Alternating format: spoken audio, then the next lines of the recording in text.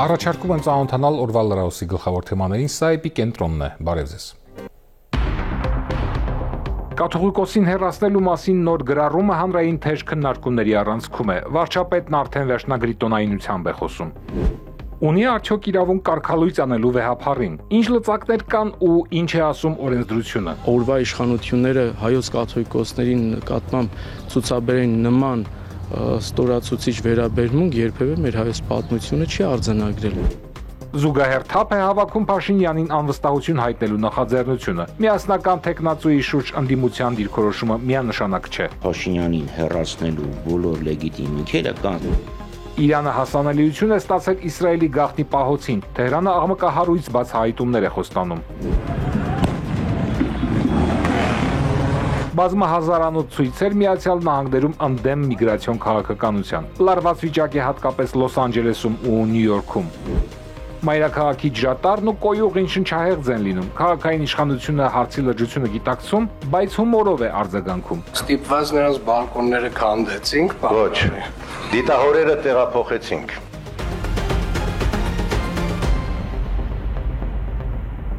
Աշխարհիկ ու հոգևոր իշխանությունների միջև լարումը հասել է պիկին։ Նիկոլ Փաշինյանը համացանցային գրառմամբ աննախադեպ հայտարարություն է արել, վեհափառին դիմելով աշխարհիկ անունով ու փաստացի պահանջելով նրա հրաժարականը։ Փաշինյանը խոստանում է անգամ ապացուցել, որ կաթողիկոսը զավակ ունի, կոչ անելով հանրությանը համախմբվել կաթողիկոսի փոխարինման օրակարգի շուրջ։ Առաքելական եկեղեցու ներկայացուցիչը այս հայտարարությանն արձագանքում է զգուշավորությամբ, հույս հայտնելով, որ վարչապետը կնահանջի, մինչդեռ հետքայլի նշաններ առայժմ չկան։ Եկեղեցի պետություն հարաբերություններում այս զարգացումները ոչ միայն աննախադեպ են, այլև տագնապալի, ինչպես հոգևոր, այնպես էլ ազգային ինքնության տեսանկյունից։ Իշխանություն եկեղեցի առճակատման արձագանքել է Անտիլիասը։ Արամ առաջին կաթողիկոսի նախագահությամբ կայացած նիստը խոր մտահոգություն է հայտնել Հայաստանում բարձրաստիճան եկեղեցականների նկատմամբ իշխանության ներկայացուցիչների ստեղծած մթնոլորտի կապակցությամբ։ Ընդգծվել է, որ հարցերն այս ձևով բարձրացնելն ու արծարծելը չի բերելու լուծումներ, այլ ստեղծելու է ներհասարակական լարվածություն։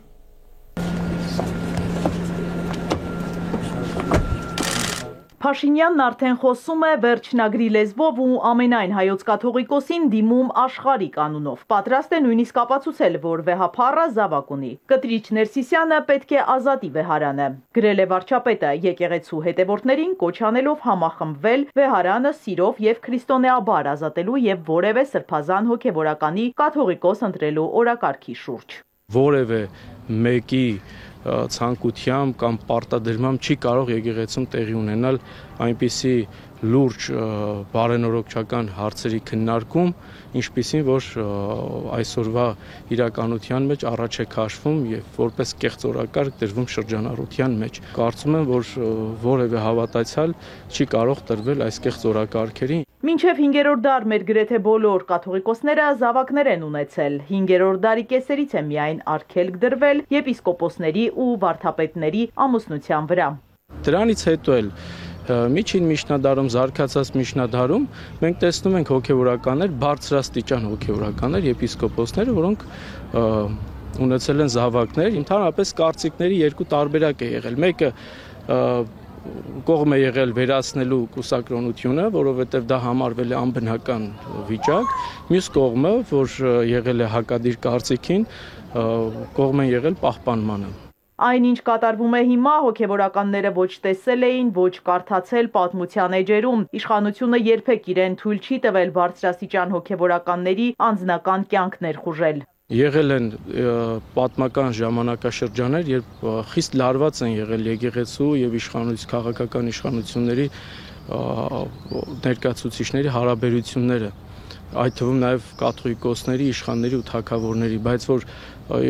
օրվա իշխանությունները հայոց կաթողիկոսների նկատմամբ ցուցաբերեն նման ստորացուցիչ վերաբերմունք երբևէ մեր հայոց պատմությունը չի արձանագրել։ Հակառակ օրինակները կան, որոշ իշխաններ օրինակ ասել են դուք կանոններ ընդունեք, մենք գործադրենք, այսինքն նույնիսկ պատրաստ էին եկեղեցու որոշումները կյանքի կոչելու։ Ինչու է վարչապետը լծվել այս գործին, եկեղեցին իր դիրքորոշումն ունի։ Հոգևորականն ասում է, եկեղեցու առաքելությունը նաև ազգապահպանությունն է, դրա համար էլ բարձրաձայնում են հայոց ցեղասպանության, արցախցիների վերադարձի եւ այլ հարցեր։ Այս հարցերի հետապնդումը եկեղեցու կողմից կրում է ամենօրյա աշխատանքային բնույթ։ եւ հայոց կաթողիկոս այդ աշխատանքների գլուխ է կանգնած։ Բնականաբար այսօրվա իշխանությունները տանում են ուղիղ հակառակ քաղաքականությունը։ Իսկ դա չի նշանակում արդյոք, որ եկեղեցին խառնվում է քաղաքական գործերին։ Հայոց եկեղեցու համար այն հարցերը, որոնք վերաբերում են հայ ժողովրդին եւ մեր հայրենիքին, դրանք դուրս են քաղաքականությունից։ Դրանք ունեն համազգային նշանակություն, իսկ ինչպես նշեցի, հայոց կաթողիկոսը ներկայացնում է ողջ ազգին, եւ դրանք չեն կարող վեհապար հայրապետի ուշադրության կենտրոնում չլինել։ Կանոնագիր քայոցում արձանագրված է, որ եկեղեցականների դեմ յուրաքանչյուր վատ խոսք պախարակելի է։ Հետևություն, եկեղեցականների նկատմամբ ստորացուցիչ վերաբերմունքը ենթակա է եկեղեցու կողմից կոնկրետ վերաբերմունքի։ Մի քանի տարով ապաշխարություն նշանակելուց մինչև հաղորդությունից զրկել եւ արգելել մուտքը եկեղեցի։ Եկեղեցին այսպես հետ նահանջելու կոչերով է հանդես գալիս, հաշվի առնելով, որ իր հետևորդները կամ իր զավակները, ովքեր իրենց համարում են այս եկեղեցու զավակ, կարող են եւ իրավունք ունեն ապաշխարելու, զղջալու, ապաշխարելու եւ ներողություն խնդրելու։ Առայժմ մայրաթորի վարքագիծը կարծես թե այսպես է առաջ գնում։ Սակայն իշխանությունը հետքայլի մտադրություն ամենևին չունի, ամեն դեպքում այդպես է երևում Փաշինյանի գրառումներից։ Վարչապետի խոսքով իրենք իշխանությունը վերադարձրել են ժողովրդին ու հիմա եկել է եկեղեցին ժողովրդին վերադարձնելու ժամանակը, իսկ թե ինչպես է դա արվելու պետական ինչ լծակներով հայտնի չէ։ Իզաբելլա Հովհաննիսյան, Հարություն Հովսեփյան, Էպիկենտրոն։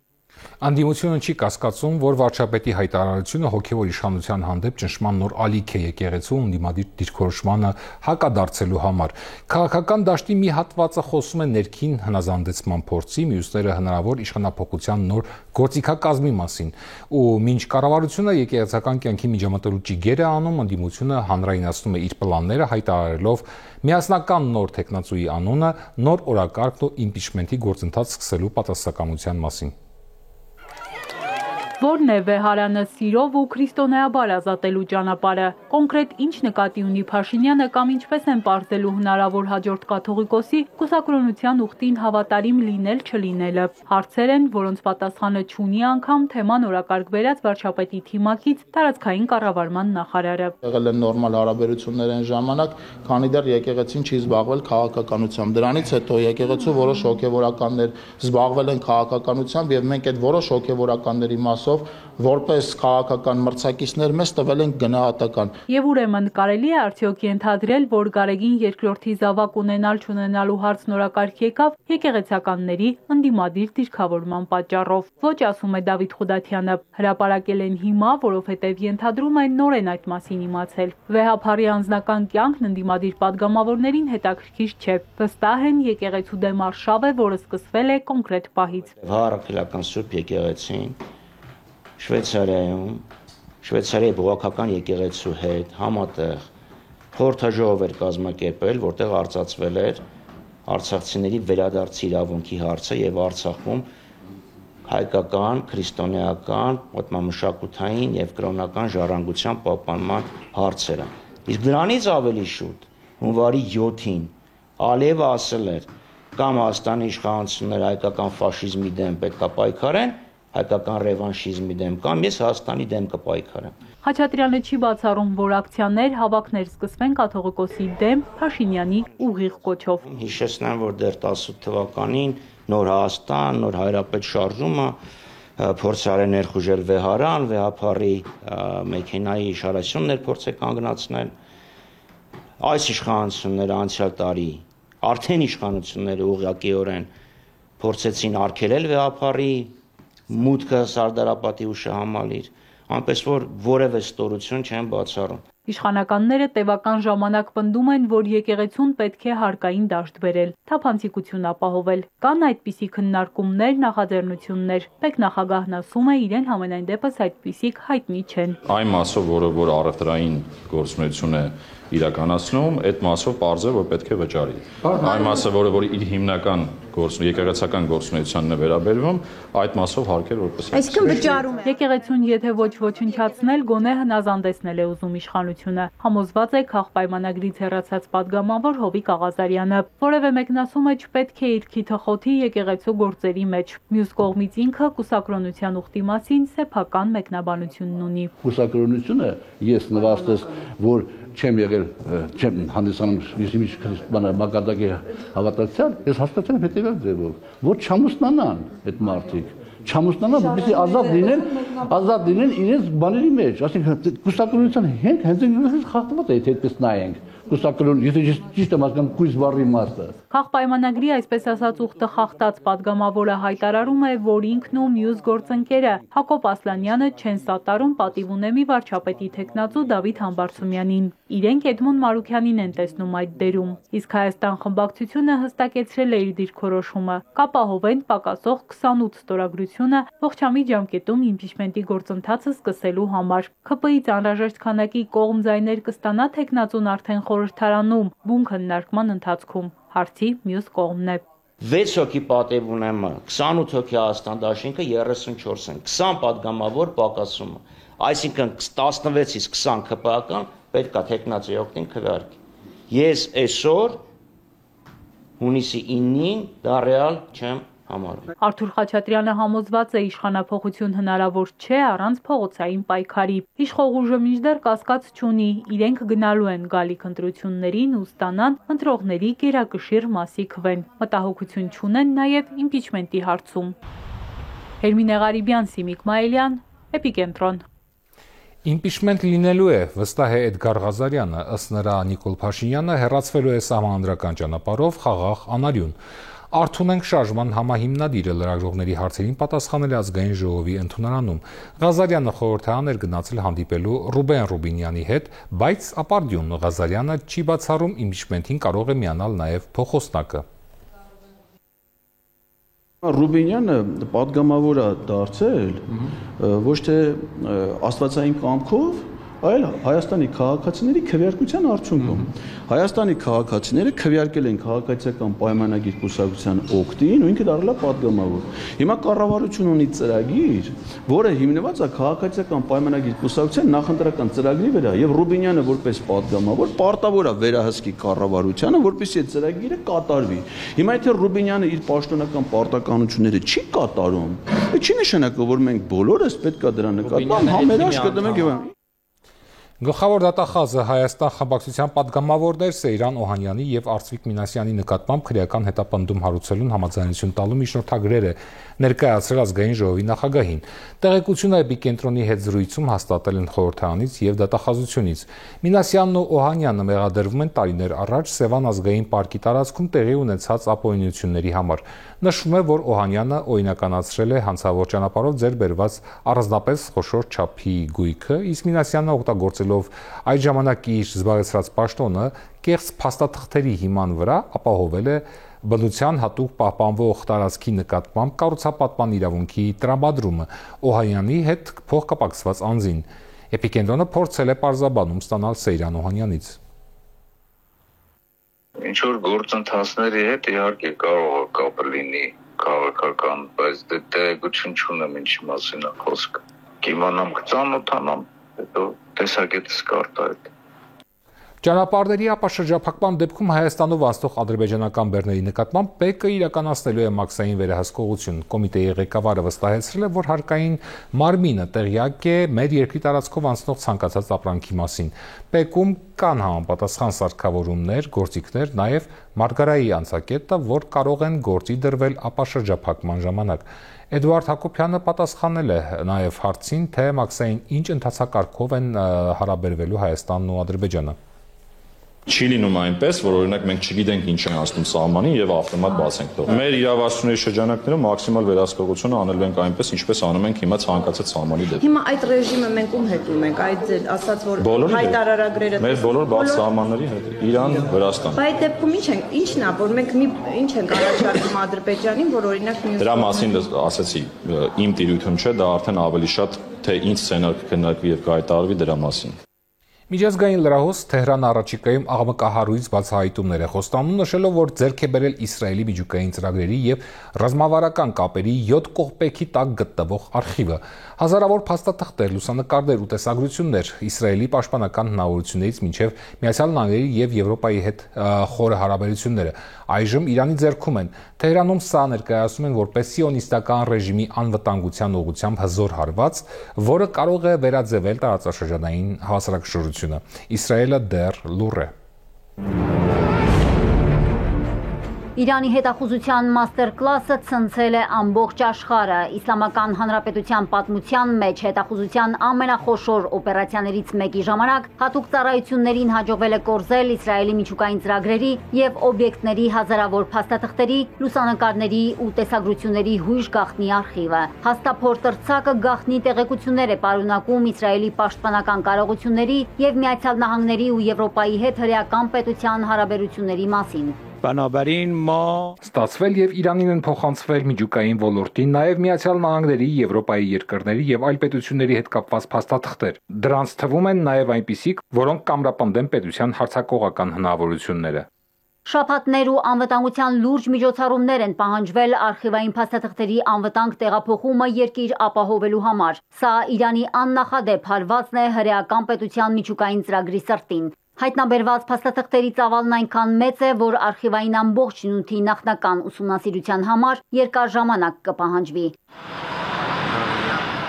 Թեհրանում պնդում են, որ այս օպերացիան լուրջ ու վտանգավոր հետևանքներ է ունենալու սիոնիստական ռեժիմի անվտանգության ու հետախուզության համար։ Մեզ համար վաղուց ակնհայտ էր, իսկ այդ փաստաթղթերի շնորհիվ այժմ նաև ուրիշների համար պարզ կդառնա, որ եվրոպական մի քանի երկիր ակտիվ ներգրավված է Իսրայելի ռեժիմի ռազմական միջուկային ծրագրում։ Չափազանց հեգնական է, որ նրանք, ովքեր խոսում են միջուկային զենքի չտարածման մասին, իրենք են ակտիվորեն զբաղվում Իսրայելի ռեժիմի միջուկային հնարավորությունների հագեցման եւ ամրապնդման գործով։ Այս բացահայտումն Իրանի դեմ գործողություններում Իսրայելի հետախուզության բազմաթիվ ձախողումների շարունակությունն է։ Հետախուզության նախարարը հայտարարել է, որ շուտով կհրապարակեն Իսրայելից ստացված ռազմավարական տեղեկության գանձարանի պարունակությունը։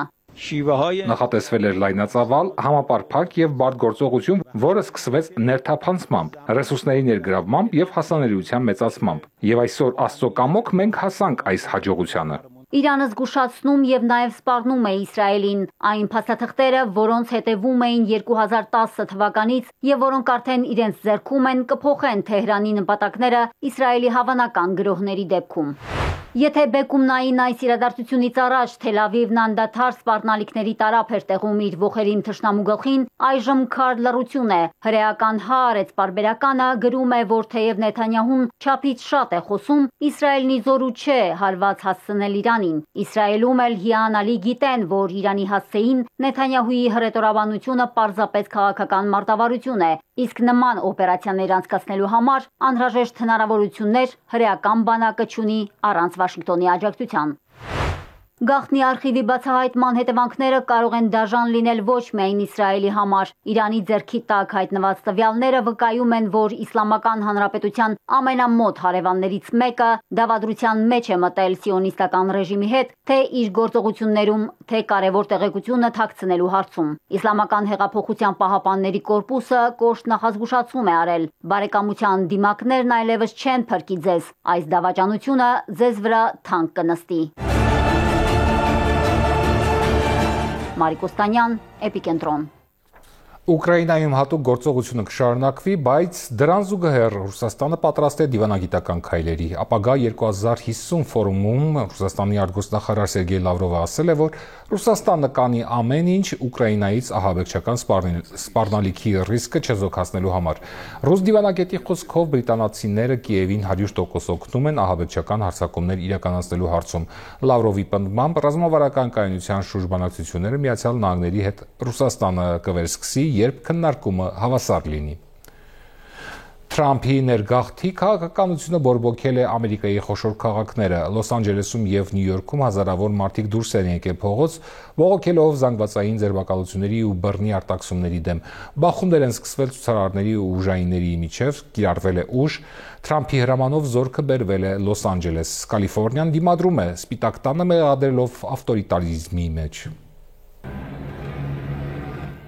Թրամփի միգրացիոն քաղաքականությունը ոտքի է հանել Լոս Անջելեսի ու Նյու Յորքի բնակիչներին։ Հրեշտակների քաղաքում ցուցարարներին ճնշելու են գնացել ազգային գվարդիայի առաջին զորքերը։ Ակցիաները վերաճել են բախումների, Թրամփի հրամանով միայն Լոս Անջելես է ուղարկվել 2000 զինվոր։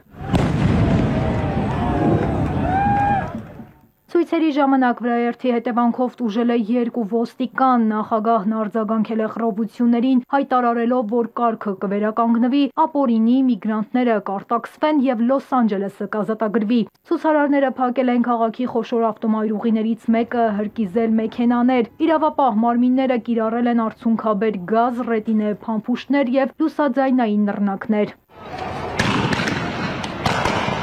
Իրավիճակը լարվել է այն բանից հետո, երբ ICE դաշնային ծառայողները մի քանի օր Լոս Անջելեսում ներգաղթային խոշոր գործողություններ են իրականացրել, ձերբակալելով 100-ից ավելի ներգաղթյալի։ Նրանց մի մասը ըստ իշխանության ունեցել է քրեական անցյալ, իսկ մյուսները ձերբակալվել են բնակության կամ աշխատանքի իրավունք չունենալու համար։ Ամեն ինչ անում են, որ ժողովուրդը չպայքարի, վախենա, հեռանա։ Նրանք չէին պատկերացնում, որ ժողովուրդը դուրս կգա փողոց։ Նրանք փորձում էին ահաբեկել մեզ, բայց մարդիկ դիմադրեցին, մենք չենք հանձնվելու։ Պայքարի դուրս եկածները մտադիր են ամեն գնով հասնել նրան, որ անմարդկային ռեյդերը դադարեցվեն։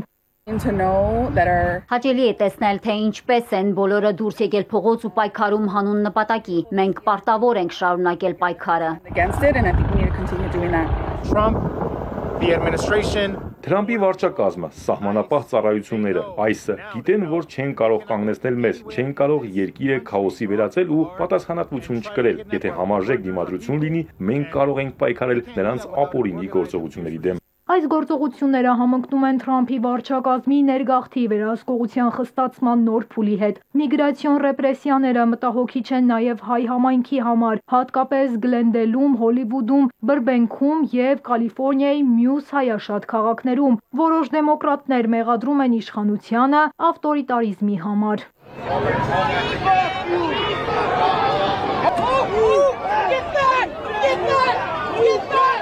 Թրամփը հայտարարել է, որ որդեգրել է զրոյական հանդուրժողականության մոտեցում, հատկապես այն դեպքում, երբ բռնությունն ուղղվում է պետական աշխատողների դեմ։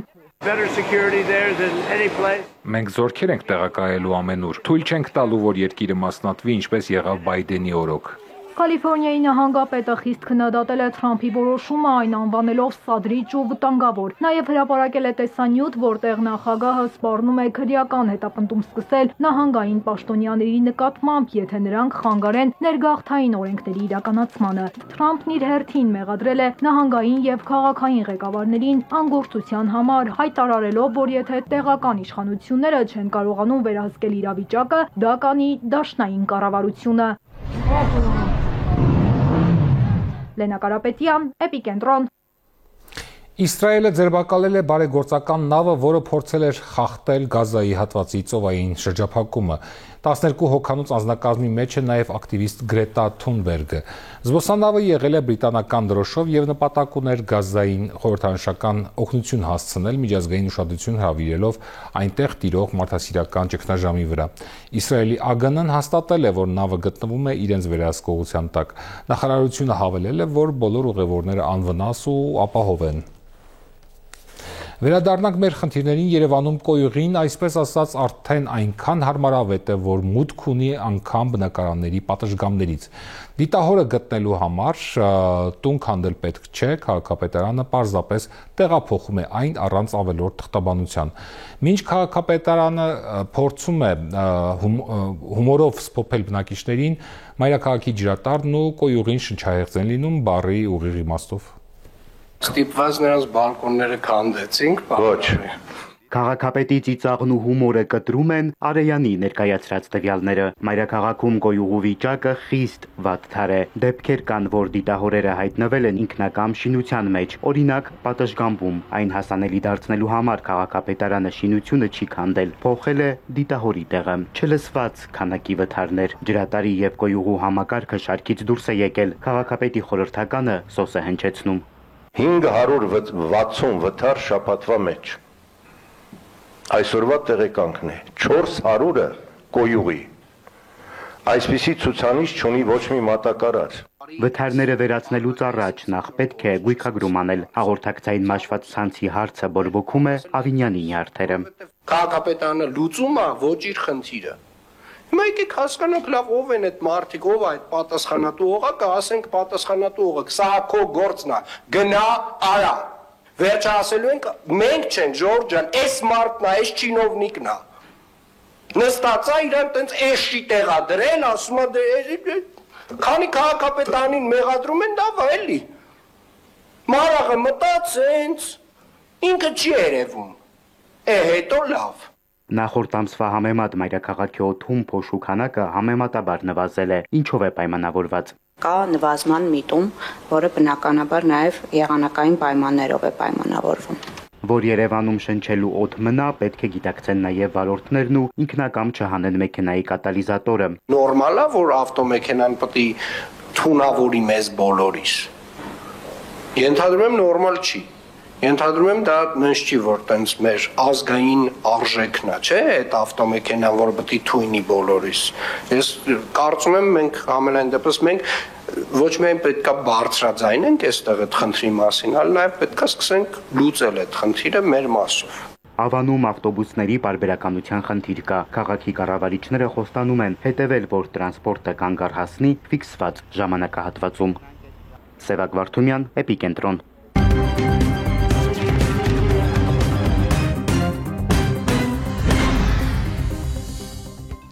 Երևանը հանգստյան օրերին վերածվել էր Սամբոյի համաշխարհային կենտրոնի Գագիկ Ծառուկյանի մրցանակների համար անցկացվող աշխարհի գավաթի խաղարկությունը ոչ միայն բարձրակարգ մարզական միջոցառում է, այլև հեղինակություն նվաճած ավանդույթ։ Մրցաշարը տարեցտարի ընդլայնում է մասնակից երկրների աշխարհագրությունն ու աճող մրցակցությունը։ Այս տարի Երևան է եկել 18 երկրի ավելի քան 250 մարզիկ մրցելու ոչ միայն հաղթանակի, այլև պատմություն կերտելու համար։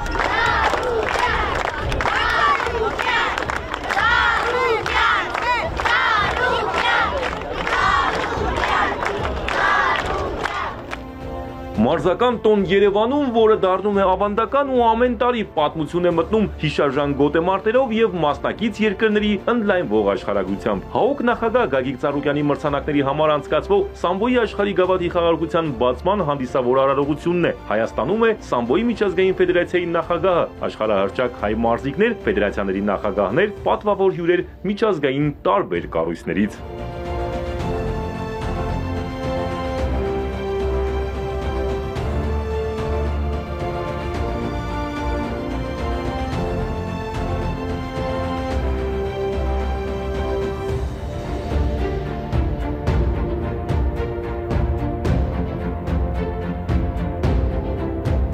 Սամբոյի մարզական ընտանիքում մեծ հեղինակություն վայելող մրցաշարին այս տարի մասնակցում է 18 երկրի 250-ից ավելի մարզիկ։ Մարզիկների ու մրցավարների երթման արարողությունից հետո Սամբոյի միջազգային ֆեդերացիայի նախագահ Վասիլի Շեստակովն ու ՀԱՕԿ նախագահ Գագիկ Ծառուկյանը փոխանակվում են խորհրդանշական գավաթներով։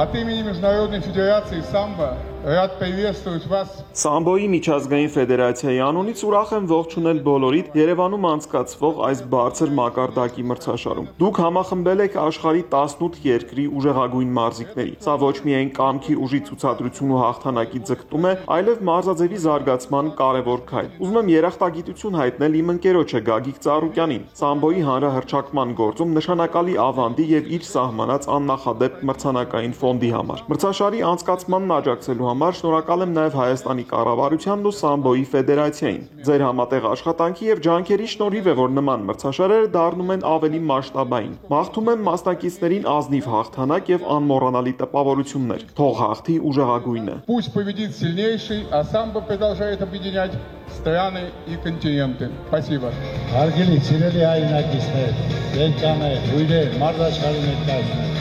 Առաջին հերթին ուզում եմ իստել ձեր բոլորին ողջունել։ Այսօր Հայաստանում անց է կացվում Սամբոյի գավաթի աշխարհի առաջին։ Այս որոշումը կայացել է մեր բարեկամ աշխարհի Սամբոյի ֆեդերացիայի նախագահ Շեստակով, որ կապը ավելի լավ լինի, ավելի շատ լինի, փորձի փոխանակում լինի, շփում լինի, ընկերություն լինի, եւ որոշում է կայացել, որ այս մրցաշարը առաջնությունը լինելու է ամեն տարի։ Սա մեծ հնարավորություն կտա մեր մարզիկներին շփվելու, ծանոթանալու, փորձ ձեռք բերելու եւ չեմպիոն դառնալու համար։ Ես ցանկանում եմ մասնակիցներին լավ մասնակցություն, հաղթել է ուժեղագույնը, մրցաշարը համարում եմ բացված։ Շնորհակալություն։ Աշխարհի գավաթի խաղարկության առաջին մրցումային օրը հաղթական էր մեր մարզիկների համար։ Մարզական սամբոյի 58 կիլոգրամ քաշային կարգում Կարեն Սարգսյանը գեղեցիկ հաղթանակ տոնեց Թուրքմենստանի ներկայացուցիչի նկատմամբ ու դարձավ աշխարհի գավաթակիր։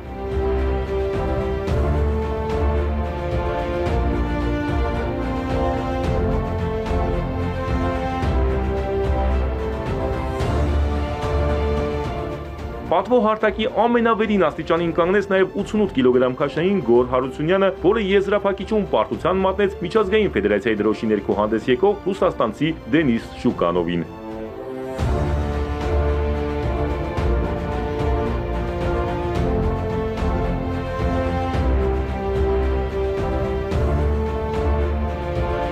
Տղաների պայքարում Հայաստանին 1 բրոնզ էլ բերեց Բորիս Շատվերյանը, եւս 3 բրոնզ Հայաստանը նվաճեց աղջիկների մարտական սամբոյում։ Պատվո հարթակ բարձրացան Իրեն Պետրոսյանը, Արփինե Մնացականյանը եւ Մարիամ Ստեփանյանը։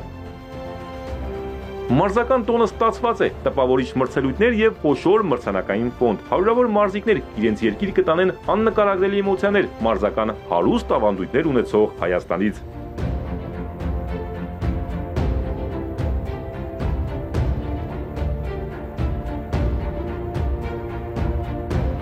Արամ Մանուկյան, Սիմիկ Մայլյան, Ալեքսանդր Կիրոյան, Էպիկենտրոն։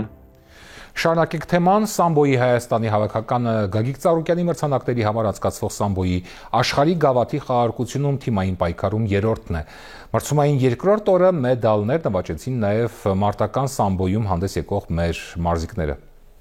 Սամբոյի աշխարհի գավաթի խաղարկությունը հայ մարզիկների համար ստացված էր։ Մեր հավաքականը նվաճեց 11 մեդալ, մենք ունեցանք 2 չեմպիոն, 2 փոխչեմպիոն եւ 7 բրոնզե մեդալակիր։ Գագիկ Ծառուկյանի մրցանակների համար անցկացվող Սամբոյի աշխարհի գավաթի խաղարկության մրցումային երկրորդ օրը հաջողությունը զարգացրեցին մարտական Սամբոյում հանդես եկող մարզիկները։ Եզրափակիչ էին դուրս եկել 88 կիլոգրամ քաշային Ավետիք Պողոսյանն ու 98 կիլոգրամ քաշային Եվրոպայի չեմպիոն Արման Ավանեսյանը։ Մեր երկու մարզիկներն էլ շատ ակտիվ սկսեցին մենամարտը, բայց մեկ պահ կորցրեցին զգոնությունը, ինչն էլ ճակատագրական եղավ։ Երկուսն էլ բավարարվեցին արծաթով։ Մարտական սամբոն դա անկախատեսելի սպորտաձև է։